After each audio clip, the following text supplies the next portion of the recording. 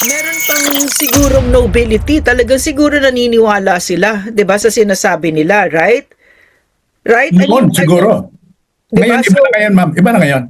I oo nga, don't believe na. kaya nga, now they've missed their mark because while I was growing up and I went to UP, ang naririnig ko talaga, Marcos ibagsak, Marcos Hitler diktador tuta, Marcos magnanakaw, chu chu chu chu chu chu. So, kung sana pala tinuloy nila iyon, kunyari they took the principled stand under this Bongbong Marcos, di sana mas totoo yung sinasabi nila. Kaso hindi. 'Di ba? So sa akin parang they've missed it again. Na-miss na naman nila kasi kunyari andito ako ngayon, no?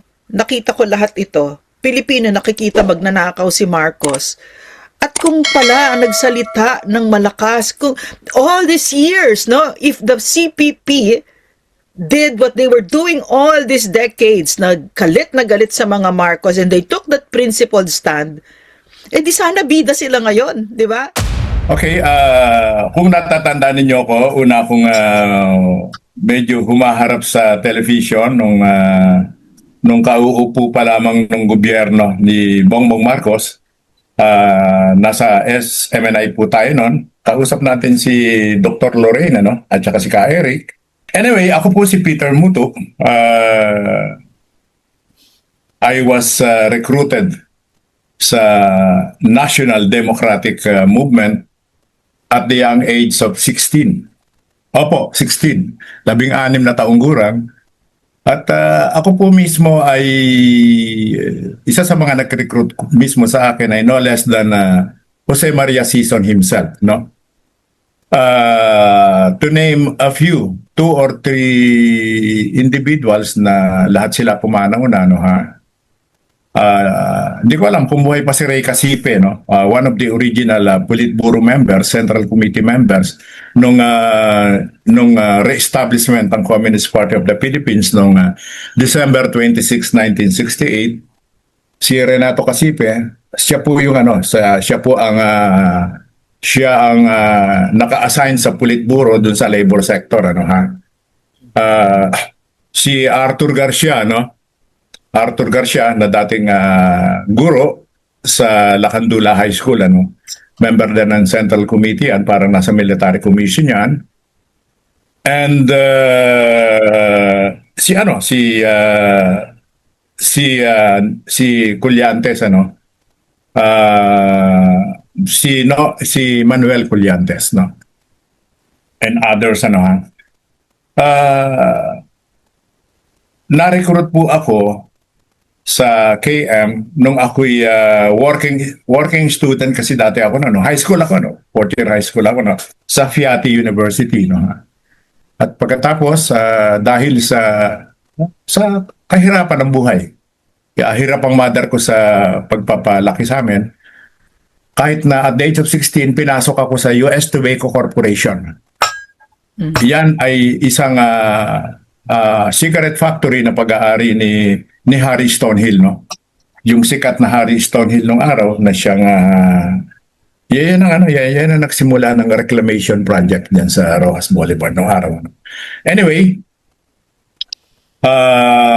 kasama ako dun sa tinatawag na dun sa Kwan, ano? Dun sa Second Congress ng Kabataang Makabayan. Kasi dun sa First Congress, the original chairman ng First Congress ay si Jose Maria Sison, ano? Tapos, nung bumitiw na siya, no, kasi siya na ang chairman ng Communist Party of the Philippines, nung nire-establish na yung CPP, at si Nilo Tayag, ang dating GenSec nung First Congress. Peter, I'm sorry. Yes, ma'am. Peter, may tanong ako. I'm sorry.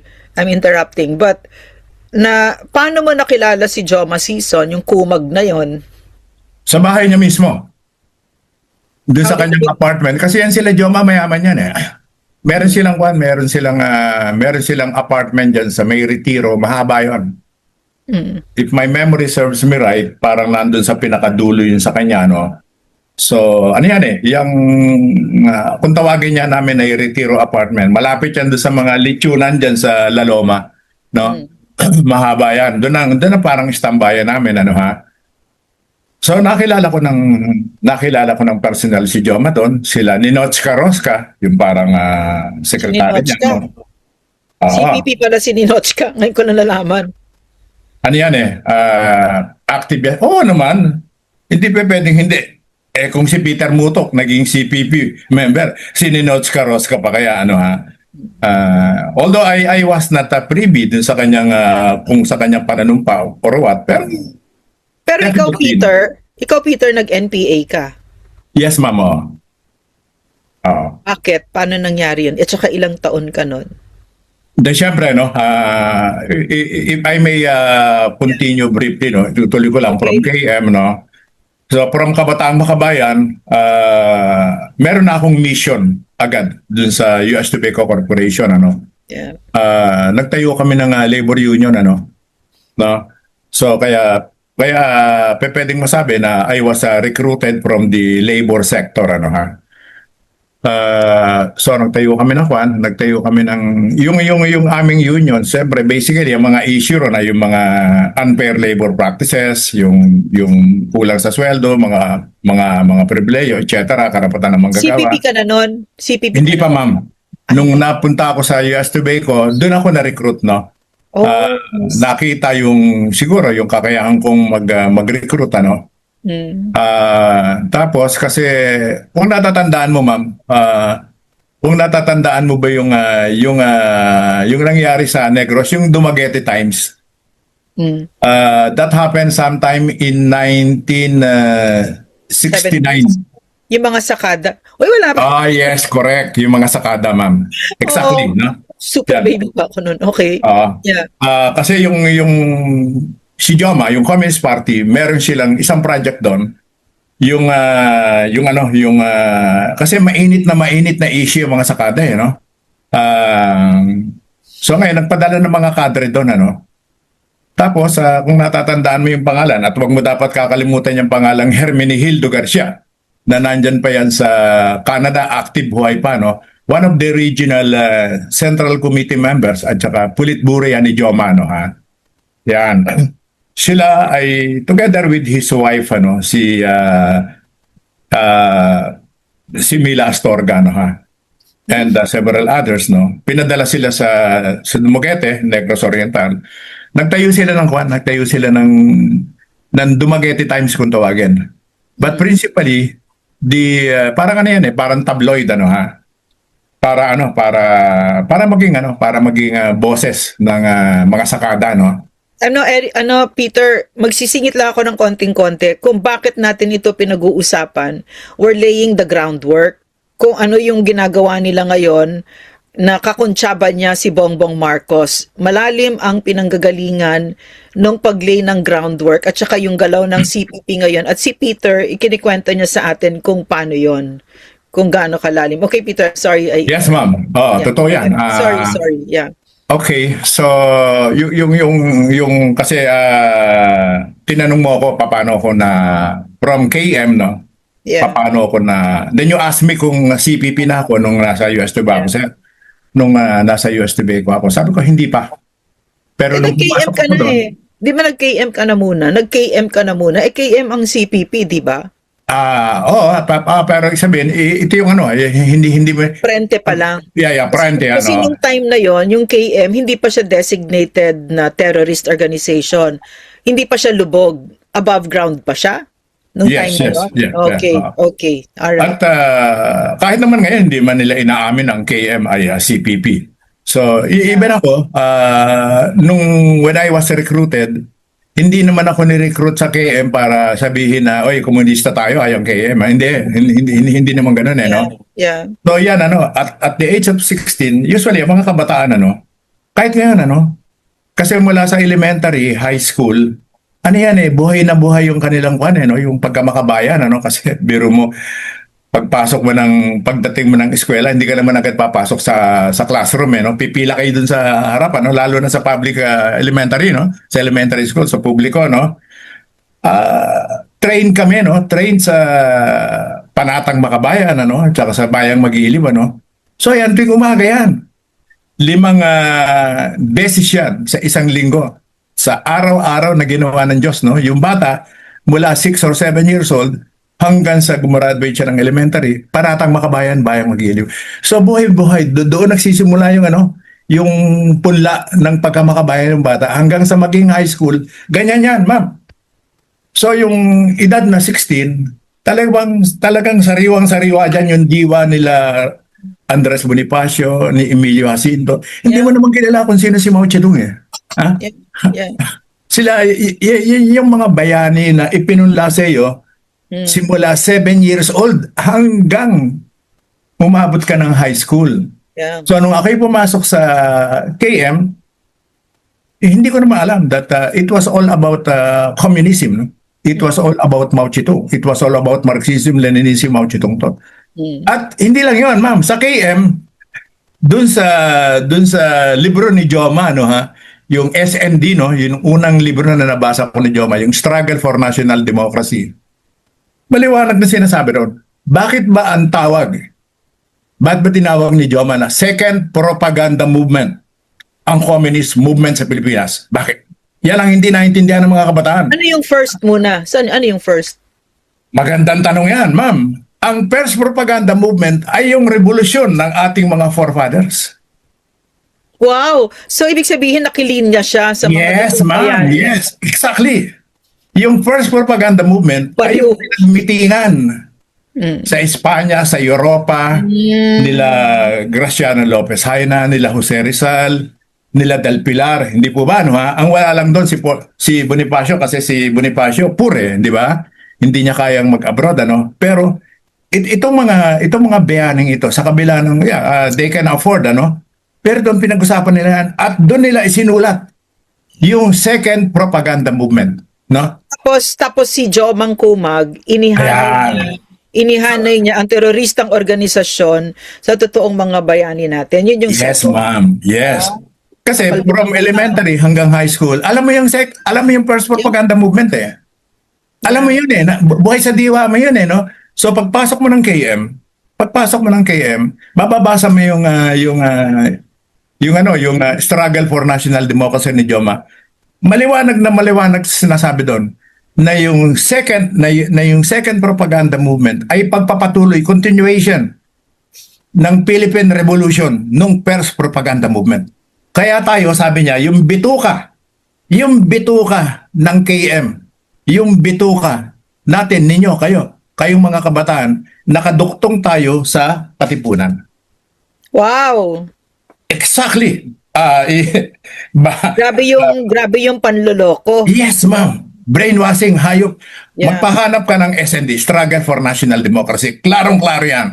At kung hindi ko nakakamali, inulit yan dun sa PSR, dun sa Philippine Society in Revolution. Sinong kabataan ngayon? Yung mga batang mga nire-recruit ngayon, yung mga 16, 17, 18, pag nabasa nila na hindi namang agad isasalaksak sa kanila yung Marxismo, Leninismo, Mao Zedong to. Pangangangahin ka muna, susubuan ka muna unti-unti, pitik-pitik, patitikimin ka muna nila nung konting first propaganda movement, tapos second, eto na.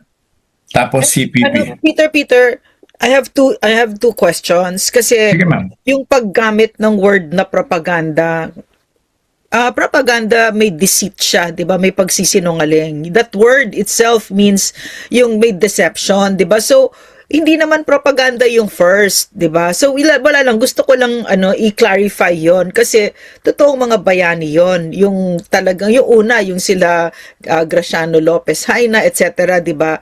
Pero ito mga terorista ito, 'di ba? So 'yun, propaganda 'yon, yung sa CPP. Basta kina-clarify ko lang. Yes, ma'am. I'm glad that you are clarifying that. Yeah. In fairness naman dun sa mga ninuno natin, Yeah. nung nilunsad nila yung first propaganda movement. Kasi yan eh, it was indeed first propaganda movement. Doon lang Yun ginamit talaga yung nila, nakasulat. ganun na nakasulat, ma'am. First propaganda movement, no?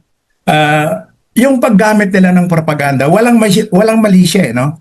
Siguro Peter, parang yung pag-evolve ng word na yon kasi I would think that those were still innocent times where the use of media, no, hindi pa siya tainted with lying, Yes. yung ganyan deception, 'di ba? The way it is now, the way it has devolved now, 'di ba? So yeah, that word most likely ganun yung evolution niya or devolution niya, 'di ba?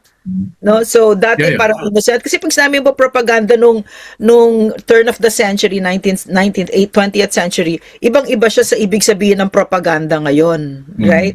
Because of a lot of things, no, the CIA, the Epstein files, the Correct, ma'am. internet, 'di ba, et cetera, 'di ba? Mas mulat tayo ngayon. In other words, mas nakikita natin ngayon yung ibig sabihin ng propaganda na talagang deception. So okay, I'm sorry we were off track na a little bit. Just a little Yes, bit ma'am. lang, no? Yung propaganda naman ngayon, yung term na propaganda ngayon, yung political propaganda.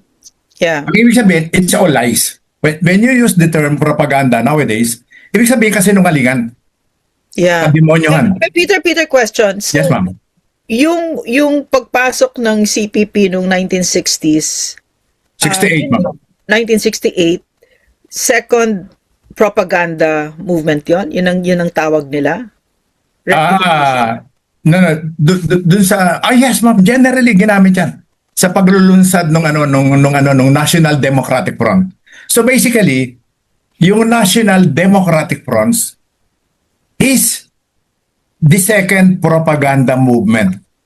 See. Siguro later on na-realize na rin nila hindi na lang masyadong ginagamit ngayon, ano? But I can attest to that, ano? Yun ang yun yung introduction Yeah. nung National Democratic Front. National Democratic Movement, I'm sorry. Second propaganda movement ito. Yung first propaganda movement kasi dubbed as a first propaganda movement talaga yan, no? Or propaganda movement in general. Ginamit talaga ng mga ninuno natin yung salitang propaganda. Sapagkat ang layunin talaga nun ay palawakin, ipropaganda ang revolusyon, ang diwa ng revolusyon, ang kaisipan laban sa mga Kastila, laban sa pananakop, etc., etc. Hindi katulad, and si Joma, meron siyang conscious effort na gamitin yung idukto nga eh. Ang sabi nga niya nasa yung KM daw ay nakaduktong doon sa umbilical cord. Peter, may tanong ako, Peter, kasi I think that the CPP has missed the boat, no? Yung boat niya to destiny, I think this might be the second time.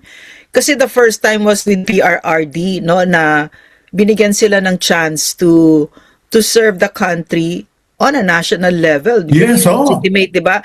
And then now they've missed it again kasi now that you're talking about the nagbagkadugtong, ang bituka, whatever. Now that you're talking about the early history of the CPP, I'm thinking meron pang sigurong nobility. Talagang siguro naniniwala sila, 'di ba, sa sinasabi nila, right? Right? Noon, siguro. Diba? Ngayon, iba na ngayon, ma'am. Iba na ngayon. I don't believe na. Kaya nga, now they've missed their mark because while I was growing up and I went to UP, ang naririnig ko talaga, Marcos ibagsak, Marcos Hitler diktador tuta, Marcos magnanakaw, chu. So, kung sana pala tinuloy nila iyon, kunyari they took the principled stand under this Bongbong Marcos, di sana mas totoo yung sinasabi nila, kaso hindi. Diba? So, sa akin, parang they've missed it again. Na-miss na naman nila. Kasi kunyari, andito ako ngayon, no? Nakita ko lahat ito. Pilipino, nakikita magnanakaw si Marcos. At kung pala nagsalita ng malakas, kung all these years, no, if the CPP did what they were doing all these decades, na galit sa mga Marcos, and they took that principled stand, di sana bida sila ngayon, di ba? Kaso hindi eh. Kaso kumampi pa, di ba? Kumampi sa isang magnanakaw, mandarambong. In other words, all these decades that yung tayo nila ganyan, tinalikuran nila yung tayo na yon. Wala silang totoong tayo. You get what I'm saying? Yes, that ma'am. they missed their mark to greatness. No, wala Yes, na. ma'am. Right? Go ahead, Peter. If I may pursue that line. Yes. Kasi ma'am, alam na nilang talo na sila. They did not miss anything. They did not miss anything. Dito sa BBM administration, wala ma'am. Wala. Kasi dito, nung pumasok ang BBM administration at Vice President pa si Sara, nakanganga na lang sila. Hindi nila, nawala talaga sila sa ere, ma'am. Totally. Kasi talo na sila. Alam nila. Hindi lang nila inaamin. Alam nila, hindi lang sila bugbog sarado. Yung 6 years ni PRRD, PRRD. sila. Nawala yung ano eh. Bagsak yung Marxism, Leninism, Mao Zedong tot dun sa Peter, Dutertism. ang sabi, If I may proceed this, ma. yeah, go ahead, Peter. Nawala, ma'am. Nabura, ha? Mm. Alam mo, I have a small group, ano, puro mga seniors na to, no, mga Yeah, all FQS. Malalalim. yeah, How I wish ma-interview mo yung ilan dito. yeah, let's Mas do it. magagaling nakausap sila. Treasure trove. Alam mo, Peter. Kasi marunong pa sila magsulat. Yes, ma'am. Yeah, my respect and reverence talaga for you guys, no? Is really up there kasi treasure trove kayo of information, and to put all of this together, this everything in perspective para mas naiintindihan ng Pilipino, 'di ba? Kasi you are really shining a light. Kayo yung lalo na yung batch ninyo, no? Walang humpay na the wisdom, no? The wisdom that I'm already, because I talked to some of them and it's really malalim. Okay, Peter, go ahead. I'm sorry I keep interrupting you. Yeah, sorry. Ulitin ko. Yung 6 years ni PRRD, ma'am, talo na sila. Yeah. Hindi naman sila ganong katanga na hindi alam na natalo na sila. Talo na sila. Alam mo, these people, no, alam mo yung mga nasa Makabayan Black, ma'am, ano yan eh, hindi naman yan talaga yung real thing, sa totoo lang. Mga kadre yan, no? Mga utusan niya, mga sumusunod lang yan, no? At diyan sa mga yan, yung si Kila Castro, if I remember correctly, ang natatandaan ko pangalan diyan, I think nakasama ko pa briefly sa loob ng kulungan bago ko na lumaya, sometime nung 78 or 79, ay yung nasa Gabriela.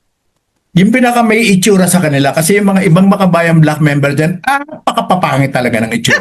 Yung ugali, Sino yan? Lalo na yung si Kwan yung nasintensyan kasama ni Saturo Campo. Si Franz Castro, just me. Yeah, Franz Castro. Yeah. Medyo younger generation yan. I think she must be in her late 60s, mid 60s kung daw nagkakamali, ano. Itong isa, itong isa kwan nito, the other one is nasa kwan siya. I think nasa Gabriela yata siya. Anyway, ma'am, alam nila talo na sila, no?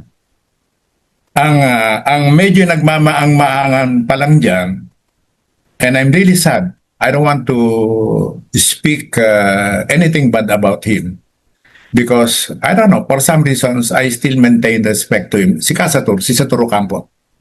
You know kung bakit ni-respect ko si Saturo, ma'am? Nung panahon ng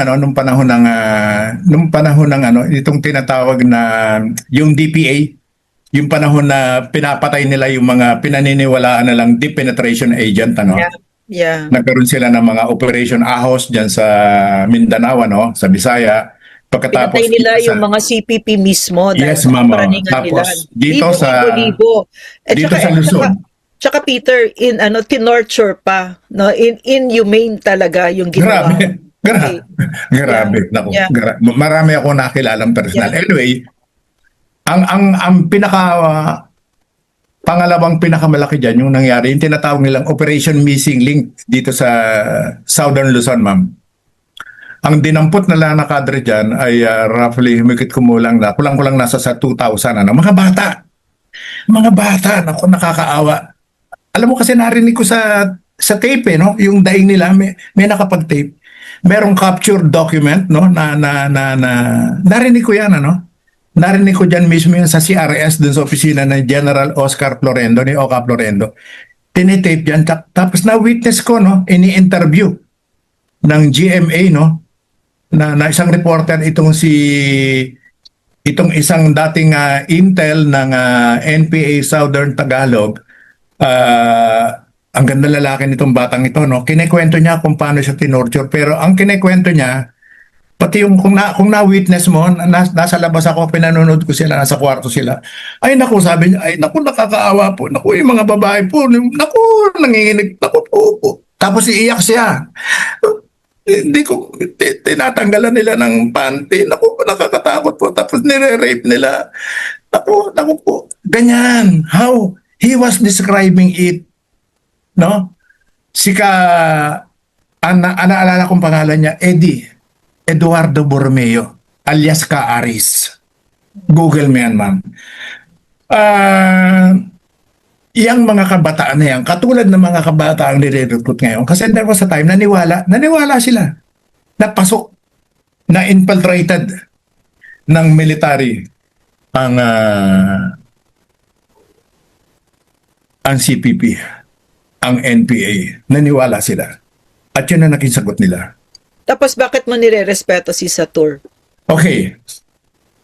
Nung kainitan nung patayan nililikadan nila. Nakarating sa sentro yung issue na yan I think sa Toro Campo with his wife kasi malapit lang naman from Metro Manila, nandiyan lang naman sila sa Quezon City. Nakarating sila sa Kwan. Nakarating sila dito sa ST, no? Dito sa area sa parte ng Banahaw Mount Banahaw na escortan sila diyan CC member sila and then immediately pagdating daw doon ni Satur kasi alam niya na nakatanggap na siya ng mga balita and immediately pagdating niya ron in order niya yung paghinto ng pagpatay ng mga tao. Ang nagkwento sa akin ng personal diyan nakausap ko yan kasi nung ako'y nasa airport. Nung chief of police ako sa airport, hinire ko itong si Kaaris na naging bahagi nung security. Hinire ko siya na contractor. Nakwento niya sa akin yan. Siya mismo, naka-schedule na siyang papatayin. Lahat ng torture halos sinabot niya. Yung hukay yung ginawang hukay para sa kanya, muulan hindi siya mapatay-patay kasi doon siya ililibing. At kapag puno yung hukay, hindi nila maililibing, hindi nila matatabunan, lulutang yung bangkay. So, mabaho. Ganun yung katwiran, So, nung schedule na minto yung ulan, papatay na siya. Schedule na talaga siya. Nakagapos na siya. Dumating yung order na hinto. So, nakapila sila. Isa siya sa mga na-interview ni Satur Campo. At kinuwento niya kay Satur yung At nakikita niya. Talaga raw, na-witness niya raw na talagang after mga ilang interview, tumatayo si Satur, umuupo sa isang lugar at parang ang description ni Aris ay siya mismo ay hindi ka panipaniwala. Sabi niya dun sa mga nangyari, gawa talaga ng mga demonyo, no? At alam mo ma'am kung sino ang nandun na pinakamataas na rango ng CPP, no less than Pepe Luneta himself. Jose Luneta. Yan ang Secretary General ni Jose Maria Sison. At nung siya ay nalantad na may gawa niya, alam mo ginawa ni Joma dyan? Pinadala ni Joma yan sa Germany. Sa halip na i-prosecute niya. No? Kasi halos na wipe out yung puwersa ng CPP doon sa pangyayari na yun. Ha? At marami akong kakilala na yung iba, mga younger siblings na mga kapatid ng mga CPP dati, mga naglaylo na na-recruit. Grabe, no ha? At yung kaya alam mo, nung nabasa ko yung account ni General Jun Parlade tungkol diyan, sabi niya, yung sinasabi namin na more than or almost 4,000 ang pinatay na mga pinaghihinalaang depenetration agent. Sabi niya, totoo yan, sabi niya. Sinabi niya, nasa mismong website yan ng CPP. Tinuro pa niya yun sa bulatlat. Yes, ma'am.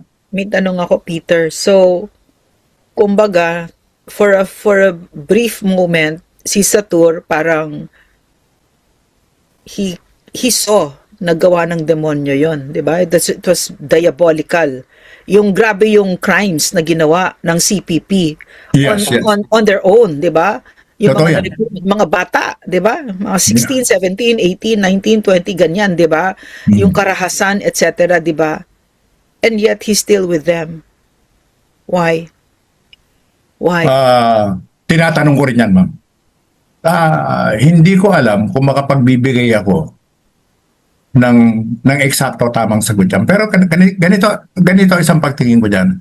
Ang sabi ko, iniiwasan ko na magsalita ng hindi maganda tungkol sa kay Sator, even yung naging participation niya, no, dito sa yung tinatawag na National Democratic Movement.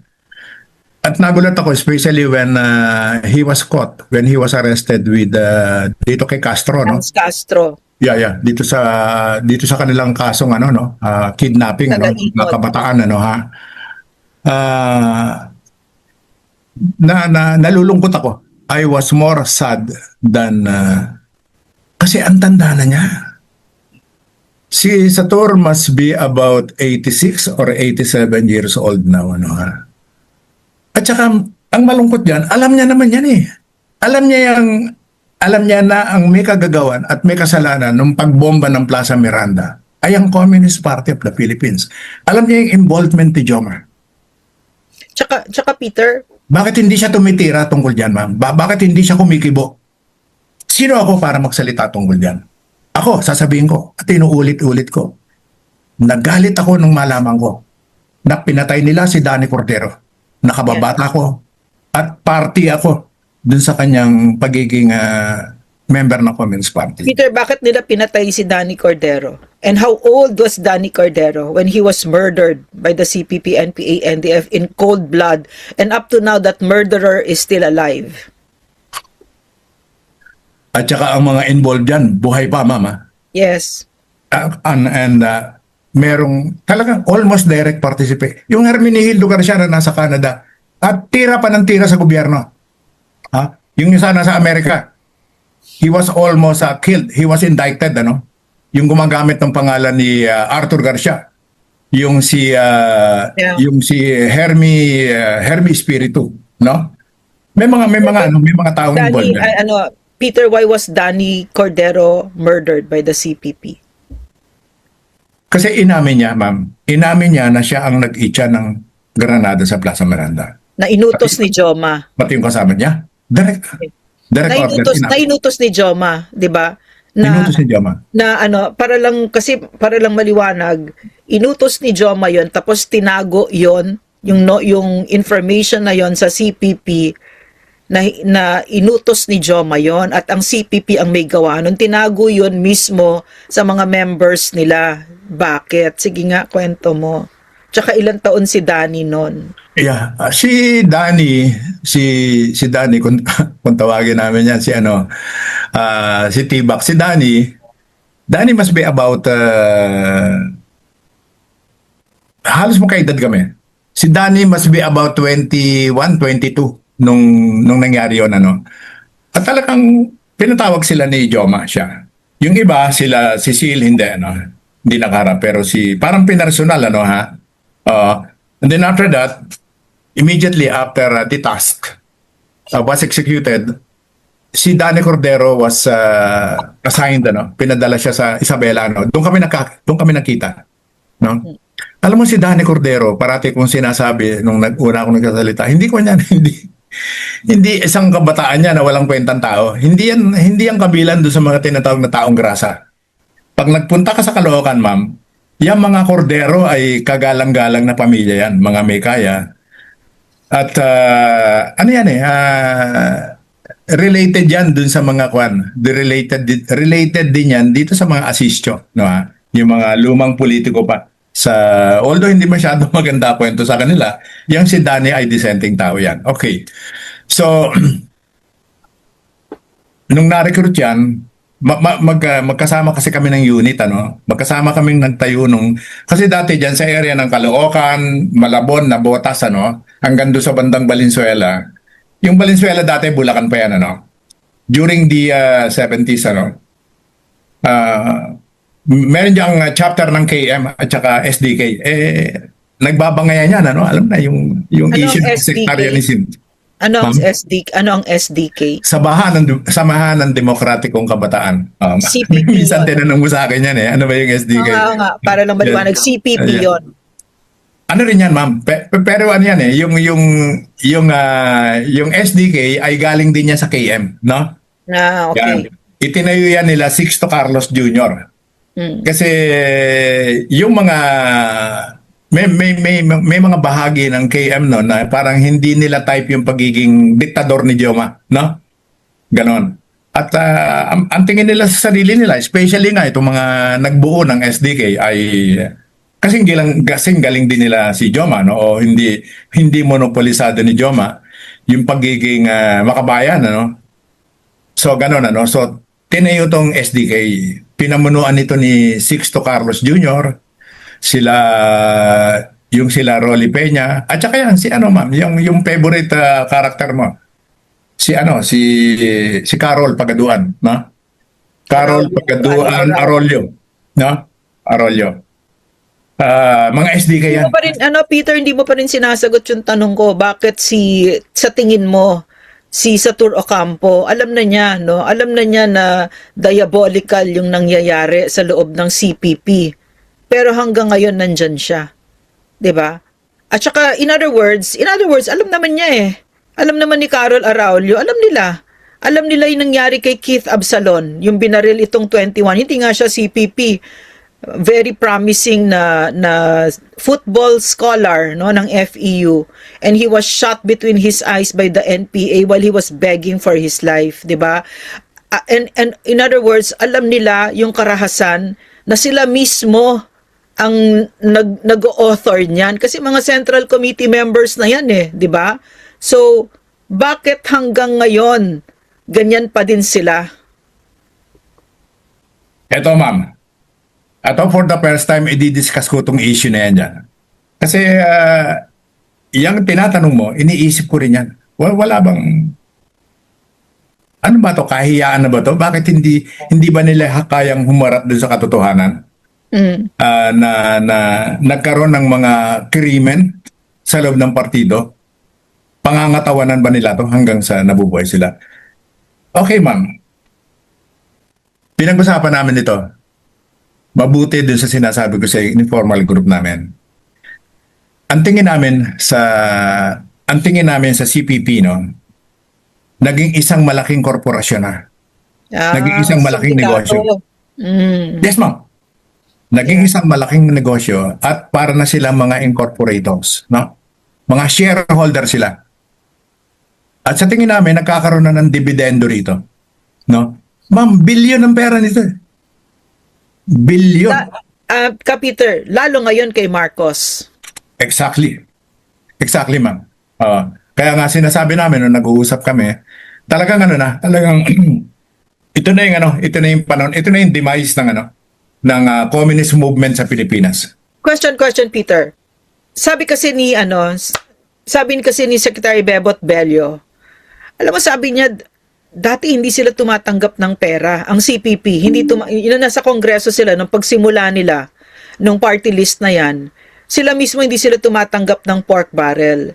Pero ngayon, itong sila Franz Castro, itong si Arlene Brosas. Maleta na. Oo, yeah, tumatanggap na, 'di ba? Kahit yung mga komunistang hilaw, yan sila Percy Sandanya, mga magnanakaw yan, no? Suhol, tumatanggap na ng suhol. So, ang pagkakaalala ko kasi nung nasa UP ako noon, kasama syempre yung propaganda at panloloko, yung deception doon, yung parang kapita-pitagan, yung mga CPP, etc., di ba? Pero naalala ko, meron ding, that naniniwala sila sa sinasabi nila. Pero ngayon, parang yung sinasabi mo, sindikato na lang talaga. Di ba? Sindikato mo. Exactly. Sindikato. Pero papayag sila Judy Tagiwalo na sindikato na lang yan? Papayag shareholder sila, ma'am. Okay. They are shareholders. Really? Ang mga medyo may katangahan ng konti rito, medyo younger generation, ito mga nasa mga kabayan black, siguro hindi pa ito tumatanggap ng dividendo. Hindi. Ang mga tumatanggap, I can say, ang mga pwedeng shareholder dyan, yan ang level nila, Carol Pagaduan, si Teddy Casino, Nery Colmenares. Yes. Yung mga pangalan na yan. Sino na nga yung si Bungot? Ano pangalan nun? Si Juan, Sirate. Sirate. na nagpapaaral ng anak sa abroad, ano? Ang hindi sila Yeah, nahihiya, yeah. no? Kakapal ng mukha nila, no, ha? Yeah. So ngayon, ma'am, Ay, Peter, I'm sorry ha. I'm sorry, I'm interrupting again. Pero noong unang-unang panahon, 70s, ha, maaari ba yung katulad ng pagkakorap na nakikita natin ngayon na si Carlos Zarate ay nagpapaaral ng anak sa Europa? Maaari ba yun noon? Would that have walang been ganun, ma'am. possible? Hindi yon, Hindi pwede yun. wala akong kilala, wala akong natatandaan. Pero kasi si Joe Mangkumag, siya yung pinakakurakot dahil siya yung nasa Europa, no? Naganda ng buhay niya doon, di ba? So, Tapos ang anak niya, ma'am, Mm. yung anak niya babae, actually sinape niya, pinadala niya sa China. Sa Okay. China, sa China pinadala niya. Mm. At ay nako. Sana ma'am, nabasa mo na yung book ni Rolly Peña. Ano yun? Anong pangalan ng book? Journey to something something. Basta yung title ng book ay ang nag-edit niyan ay si Barbara Dacanay. Pwede mong i-google yan, ma'am. Magpabili ka ng book na yon at mababasa mo dun yung kwento ni Joma, yung pagpapadala niya ng anak sa China para i-safety, no? Naku, ma'am, merong 3 o 4 na libro, no? Na talagang nagtuturo kay Joma sa lahat ng krimen niya. And these were no ordinary people, no? Mga dating Central Committee Political Bureau personalities ito ni Joma. No?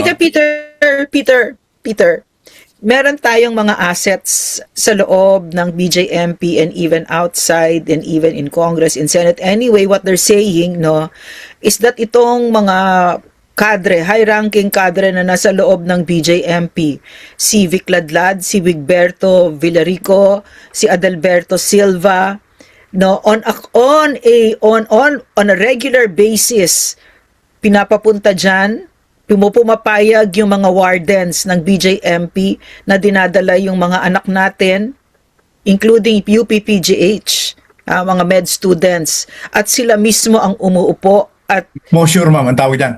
Nagkakandak sila ng exposure. So Exposure. my question Peter, no? Kasi nung panahon ni PRRD hindi mangyayari 'yan, 'di ba? So ano yung significance ni Bongbong Marcos sa CPP, NPA, NDF at ni Martin Romualdez?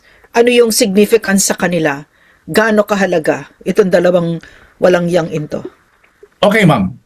Well, ang medyo kilala ko diyan sa dalawang yung iba hindi ko na inabot o hindi ko nakilala yung yung dalawang personality na kilala ko diyan ay yung si Idel, ano?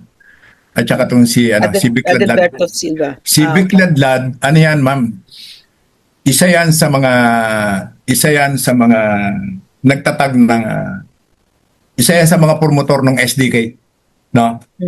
At ang asawa niyan ay lahing oligarch.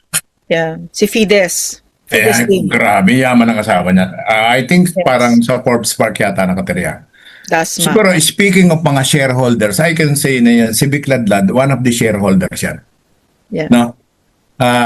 Hindi na natin may expect na magbago ng posisyon si Vic Ladlad kasi dati sabi namin, pinag-usapan namin, mga kahiyaan na, puta, sabi ko, stupido. Pwede bang kahiyaan yan?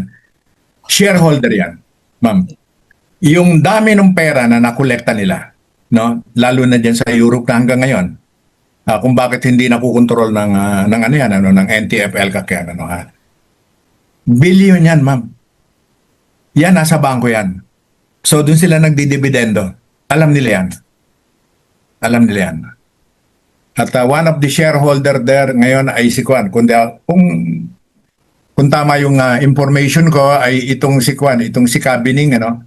Itong si Elizabeth Principe. Si Beth Principe. Medyo may galit ako diyan kasi yan ang pumatay kay Danny Cordero. Siya yung nag-execute kay Danny Cordero, tinutok niya yung caliber 22 na ano no, na ano pa tawag doon, yung Magnum caliber 32, pinutokan niya rito si Danny Cordero. Habang si Danny Cordero ay sumisigaw Mga kasama, hindi ako taksil. Mabuhay ang Partido Komunista ng Pilipinas. Mabuhay. Utang. Babae, no? Para ipakita niya lang na siya ay brainwash, no? Na at that early, no? Bata pa rin siya, no? Siguro si Beth Principe, medicine student yan, eh. Excuse me. Must be at her, siguro, early 20s din. Pinatay niya si Danny.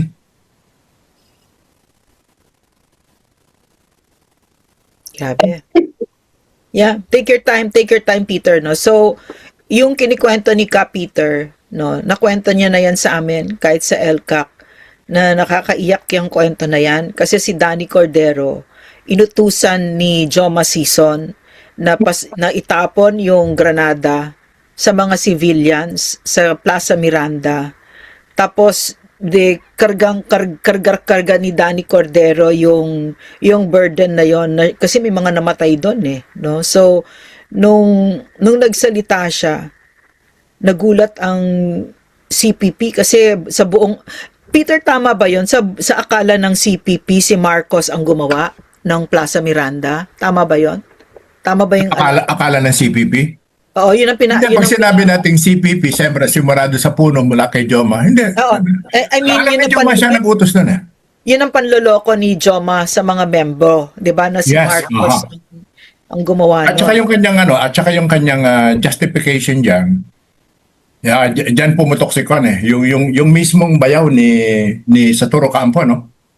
Si Dick Malay. Malay, oo. Si Dick Malay, no, nung nasa Kuwan na siya, nasa China na siya. Kasi siya yung siya yung leader ng mission, ano. Yung mission para kumuha ng baril sa China at ipadala sa Pilipinas, no. Yung karagatan. Yeah, Yung MB karagatan, ano. And when he was in China, sa isang simpleng inuman, pag-uusap, nakainom na si Ibarra Tubianosa, no. Bicolano yun. One of the Politburo yun, ano. Nakaharap yun. 3 o 4 lang sila, no? Na parang trusted talaga ni Joma, no? Doon inilabas ni Joma yung plano niya. At pagpapaliwanag niya kung bakit kailangang pasabugin yung Plaza Miranda. Simple lang, sabi niya. Kasi nagtanong si Ibarra Tibianosa, sabi niya, Kaporong, yun ang alias ni Joma nung Kaporong. Sabi niya, bakit baka malaman ng masa na tayo nagpasabog. Hindi, sabi niya, malaki panalo natin dyan. Kasi kapag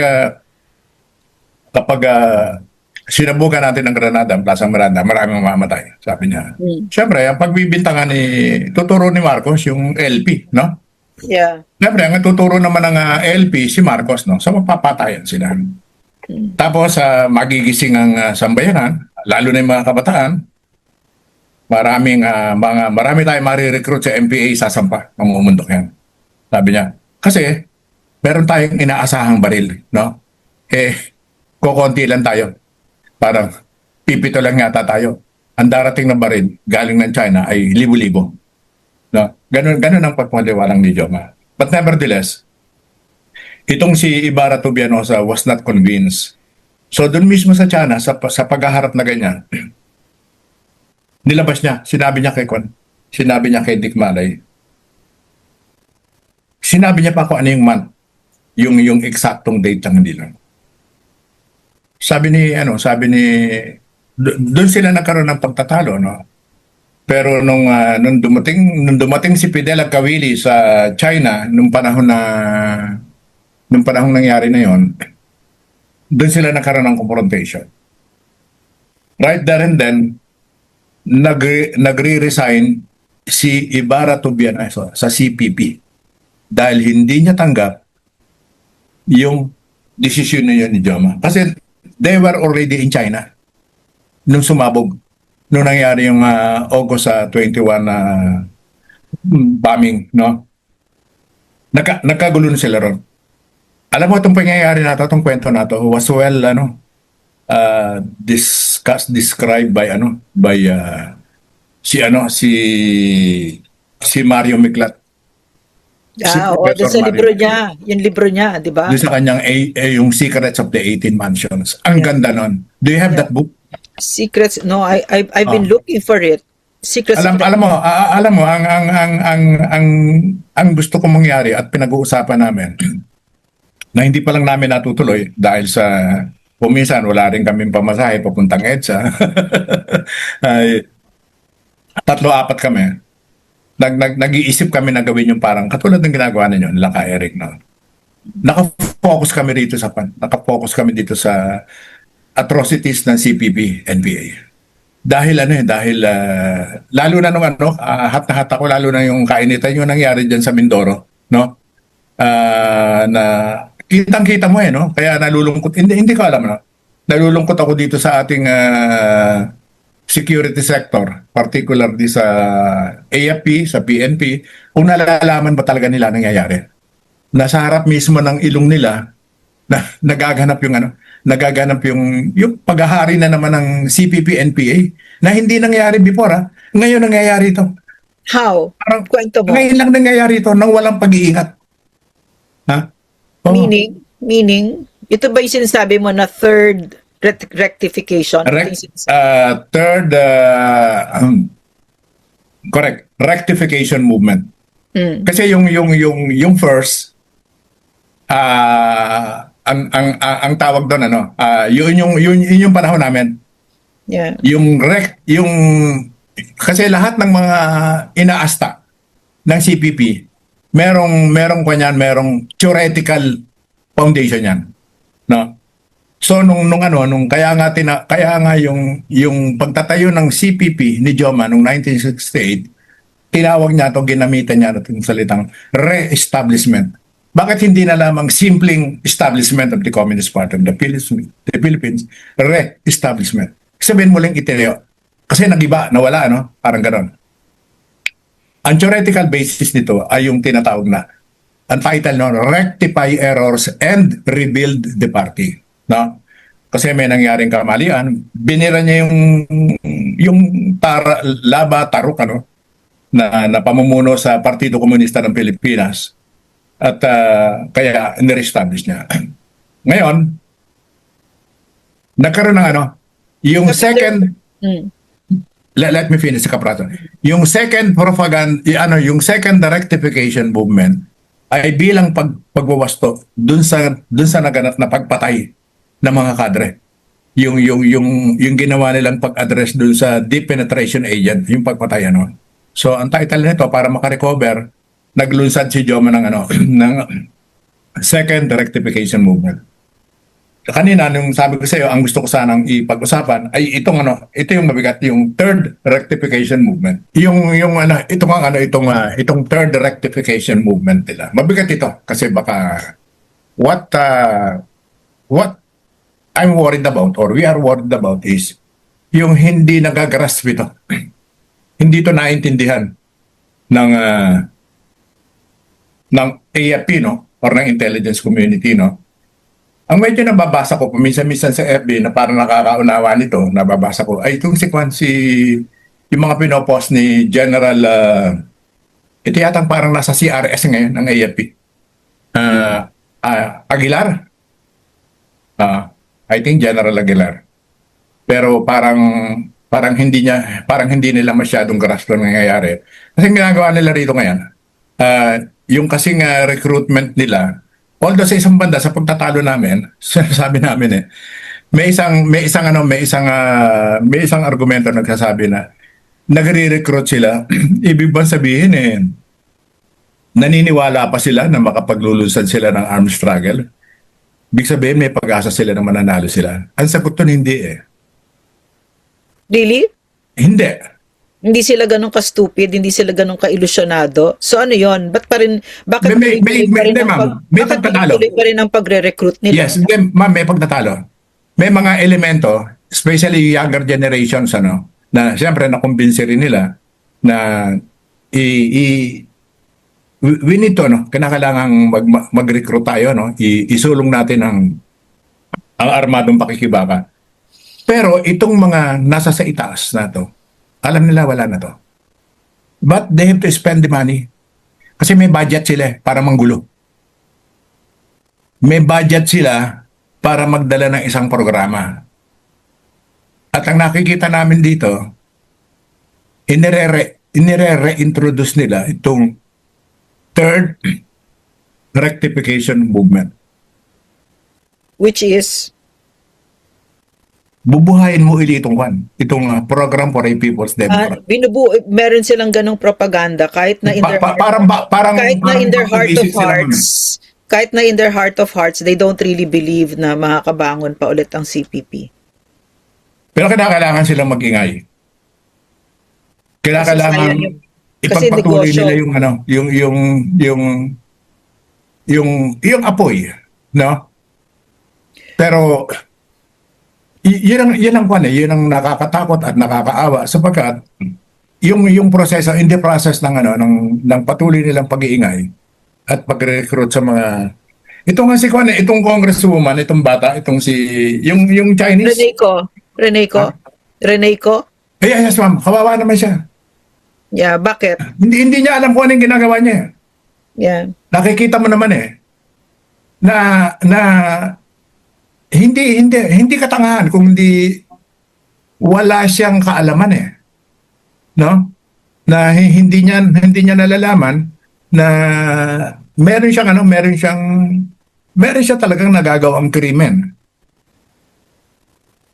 Yeah. Yeah. Krimen actually. At saka yung mga nare-recruit nila, mamamatay yung mga yun Hindi ba kailan lang itong maingay sa FB, itong batang babae na nakasama daw ito ni Kwan, yung buti nakabalik sa Amerika. Sino yun? What's her name? Yung nagkaroon ng encounter lately dyan sa Mindoro, tapos naiwan siya, no? Yeah, yung May chika. baril sa tabi niya, no? Parang yung mother nito, dating aktivista. Yeah. At sa halip na pahupain yung anak, kung ano-ano pa sinasabi, ayun. Madidemanda ng murder yung anak niya kasi dun sa encounter may namatay na opisyal, na kapitan. Yeah. Yeah. Ano yan ganyan kasi yung programa nila ngayon at isa pa at napaka-importante na itong mga nasa Makabayang Black, tumanggap sila ng pera Yeah. Nakaparty sila. At nabasa ko naman, ako mismo nabasa ko yung mga tinukoy ni Congressman Saldico dun sa mga nakatanggap ng maleta. At hindi sila kumikibo. Hindi sila tumatanggi. At least si Kwan at least yung ibang majority, no? Majority ng mga binanggit hindi kumikibo. At least si Soto, no? At saka what's his name? Itong si Lacson, no? Tinanggi nila, no? No? At may ilan, no? Pero itong Makabayan Black. At saka ma'am, itong Makabayan Black at saka itong wala na ngayon ma'am, wala na ngayon yung RA at saka RJ, no? Wala na silang distinctions. Dati alam naman natin kung ano yung reaffirm, no? Group, ito yung mga Ina-affirm nila ang kaisipang Joma season, Marxism. violent means. Oo. At saka yung RJ at yung rejectionist, itong sila Risa, tumakbayan, na pinangungunahan niyang si Kwan. Ano pangalan niya? Yung nakangiwi ang mukha? Or si Sandanya. So, sa madaling salita ang sinasabi mo, nag-tactical alliance sila. Tactical alliance, ma'am. So, Kasi nakita nila wala nang contradiction sa kanila. Wala nang rason para mag-away pa sila. for now. Hindi, Or- kasi pera na nga pera na. I see. So, Hindi na wala nang understand. ideolohiya, ma'am. Wala nang ideological contradictions. Wala na yan. I see. Nenegate na yan ng kwan Nenegate na yan ng pera No? Okay, I see. Grabe. So, yun ang bigat ng ginawa ni Marcos, 'di ba? Na dahil sa massive corruption, na shift yung landscapes even of the CPP, right? But Are you hopeful? What do you think will happen? Kasi we have to wrap up. I'm sorry. But, In but close, yeah. unknowingly, unconsciously, dun sa action na yun ng government, mabubura yung Communist Party movement sa Pilipinas. Kasi Kasi basically, ma'am, ang pagre-recruit mo, nakakunya ang meron ano yan merong pundasyon na moral yan no. Meron dapat moral foundation yan Nagre-recruit ka ng kabataan na pwedeng mamatay at meron kang sinasabing meron kang mga standards um, para sa isang bayani mm, hindi pera ang pinag-uusapan. mm, Pero ngayon, hindi nila maididepensa ito At saka mismo sa baba, paano mo ipaliliwanag na nawala na yung contradiction between the reaffirmist at saka yung rejectionist? Lahat sila ngayon mga affirm. Puro affirm na sila lahat. affirm sa maleta. Yes, ma'am. Yeah. So, I see. Now I get it. Yeah. Okay. So, in closing, thank you so much, Ka Peter, ha. I think that we should have another episode kasi bitin. Kasi we haven't even touched on the implications of yung ginagawa ng Makabayan, yung pagtanggap nung we haven't delved deeper, 'di ba? Even the recruitment, no. So sa madaling salita, ang CPP, ang Makabayan, kahit akbayan, sindikato. 'Yon. Oh. Kasi noong pa naman natin alam 'yon, 'di ba? Noong pa naman natin alam 'yon. Kasi nung panahon siguro nung 70s nung na-recruit ka, meron pa sigurong konting idealism, 'di ba? Kasi Totoo, yeah. ibang-iba ngayon Ibang-iba ngayon. Wala na ngayon. Low-level cadres talaga ngayon. And I also think, Peter, under PRRD, yung sa NTF-ELCAC, yung pagmulat ng taong bayan, so that kasi pumupunta na ako ngayon sa mga nila. Dati kasi nung nagsimula kami sa NTF-ELCAC, pag pupunta ka sa page ng Kabataan Party List, for instance, magsasalita lang ako ng konti doon kasi nag-eksperimento ako. Gusto ko may parameters ako para makita kung nagsasucceed tayo sa comms, no? So magsasalita Parang sa survey ka. Oo. Konti lang sasabihin ko, mga walang ya kayo, mga CPP kayo. Talagang kukuyugin ako. Pero it's very different now. Now, I can just eat popcorn while I'm watching the Filipino people mismo are the ones. I don't need to do anything at all. We have taken the fight to the people and the people are the ones fighting. Mulat na yung grabe. isipan nila. No? So, Yes. So I think that's also one of the factors na kung bakit tapos na sila, right?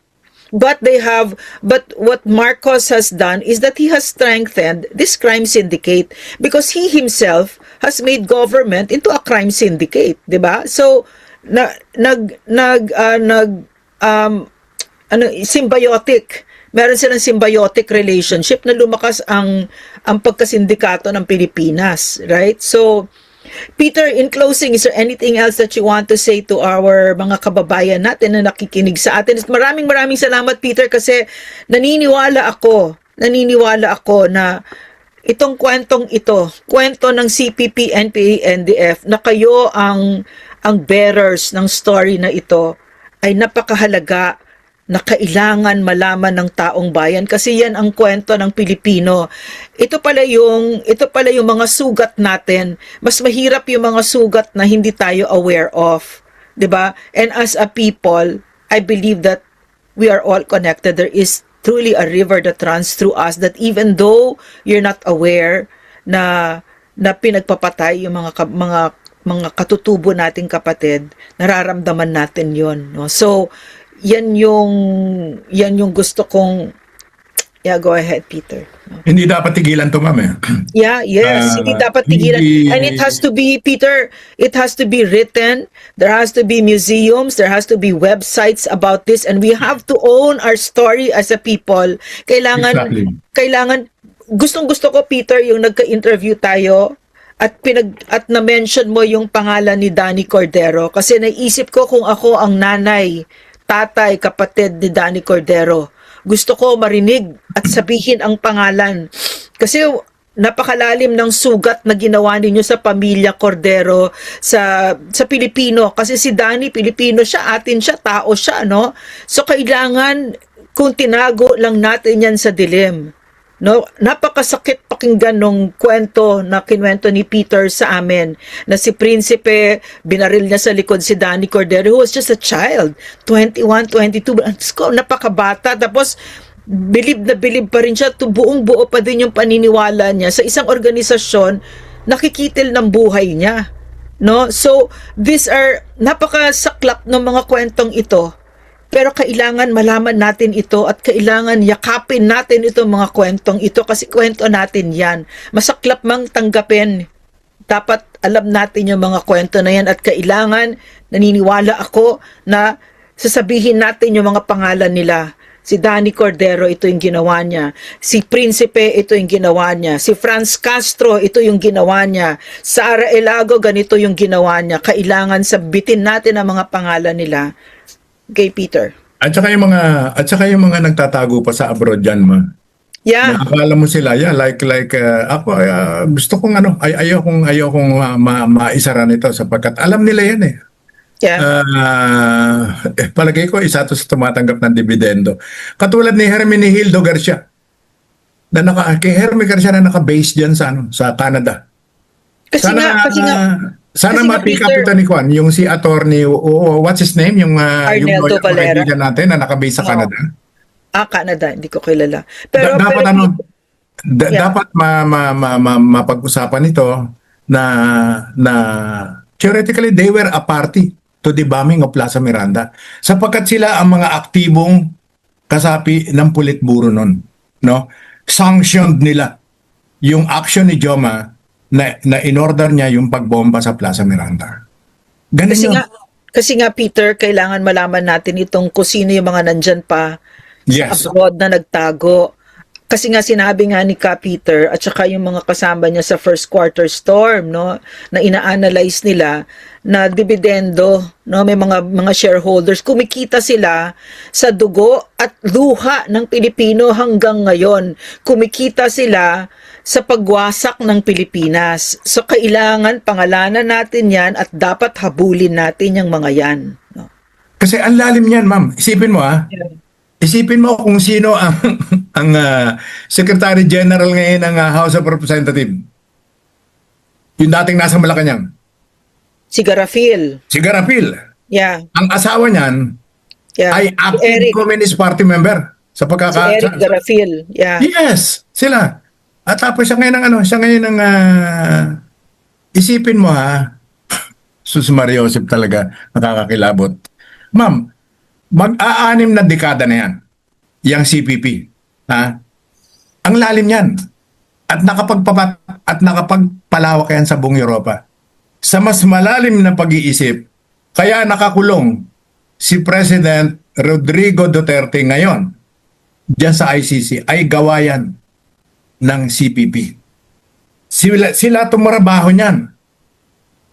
Yeah. In-offer nila yan serbisyo sa gobyerno. Yeah. Yeah. Trabaho nila yan. Kasi nga Peter, nung kakaupo pa lang ni PRRD, sila naman yung nagsimula ng EJK na yan, na walang katotohanan. Yung sinabi nila 27,000. Biro mo in a few months, no? 20,000, 27, 30,000. Pero ngayon nasa loob ng ICC, they cannot even come up with 50, 'di ba? Oh, exactly. Na hindi man lang si Digong ang gumawa nun, right? Oo. Ay naku, Masalimuot. Peter, Masalimuot, we have to wrap up. So, we'll have another session. Okay, so anything that you want to say in closing? Thank you very much, Peter. Salamat ma'am sa invitation at talagang gusto kong napapag-usapan ito. Yeah. Let's have another session. Kamusta po kayo? At sabi nga ni Dr. Lering, huwag niyong kalilimutan, malapit na naman ang August 21, no? Anibersaryo ng pag-itcha ng granada sa Plaza Miranda. Yan ang isang bagay na magkakaroon lamang ng closure yan kapag ang communist movement sa Pilipinas ay inahinto na. Sapagkat hanggat hindi nila inaamin yan, yung mga kasalukuyang pumapapiling yan, yan sila Carol Arroyo, kinakailangan aminin nila. Humingi sila ng paumanhin sa sambayan ng Pilipino. Sapagkat maraming namatay doon. Maliban sa pinatay nila si Danny Cordero, maraming pamilya. Kaya balak namin gawin. Yeah. Nakikita mo bang gagawin ni Carol Aurelio yon? Hindi ko siya kilalang mabuti, ma'am. Dinemanda nga niya kami ni Eric eh. Dinemanda niya kami na yung hurt feelings niya na dahil ina-identify namin na CPP siya. Na totoo naman, Carol, totoong CPP ka, pwede ba? 'Di ba? Mariosep. Alam Wala na nga namang- ng buong Pilipinas, kahit yung aso ko, alam na CPP ka, Carol Aurelio. Utang na Ma'am, walang umamin. Yan. Even Jose Maria Sison himself, namatay at namatay siya nang hindi niya inamin. Ang tanging inaamin niya lang siya si Joma. Yeah. Nagkaroon siya ng dalawang sikat na alias, di ba? Yeah. He never admitted na siya ang chairman ng Communist Party of the Philippines. Wala. Alam mo, ma'am, isa lang ang umamin ng na member ng Communist Party of the Philippines, si Carl Roger. Remember yung yung spokesperson ng NPA 10 or 15 years ago, no, diyan sa nakabisa. Roger Rosal, yun ba yun? Yung Roger Rosal. Mm. Siya lang sinasabi niya, CPP siya, NDF siya.